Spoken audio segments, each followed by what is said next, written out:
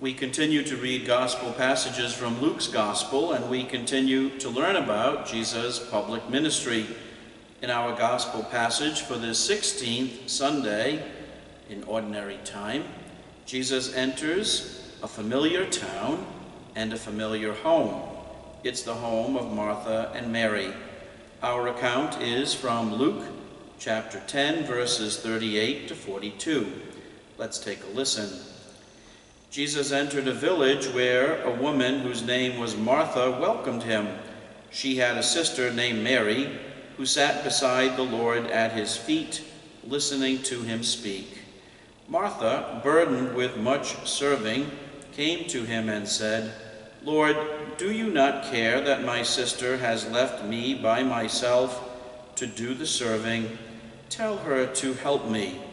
The Lord said to her in reply, "Martha, Martha, you are anxious and worried about many things. There is need of only one thing.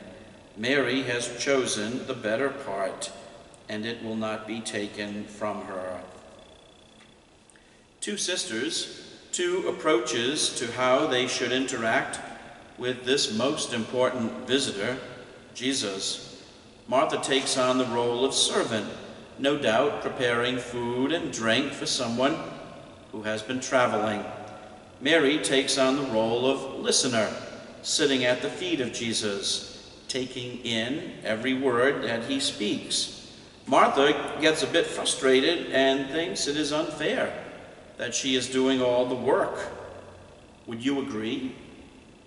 If you were Martha doing all the kitchen work, would you be upset at your sister who was not lifting a hand to help?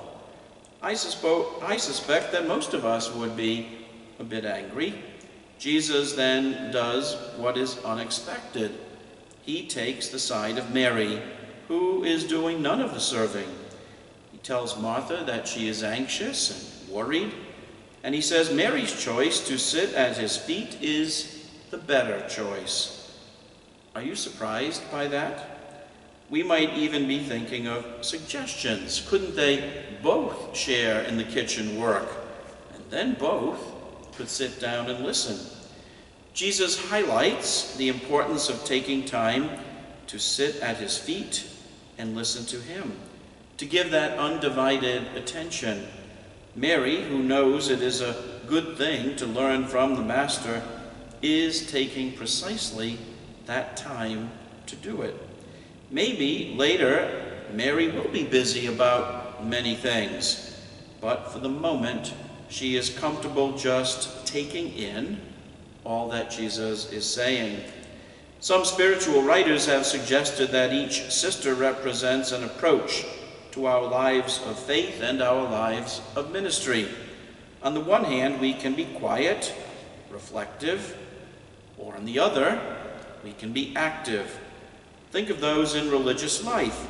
You perhaps have heard of a contemplative monastery of sisters or brothers. They spend a great deal of time in prayer.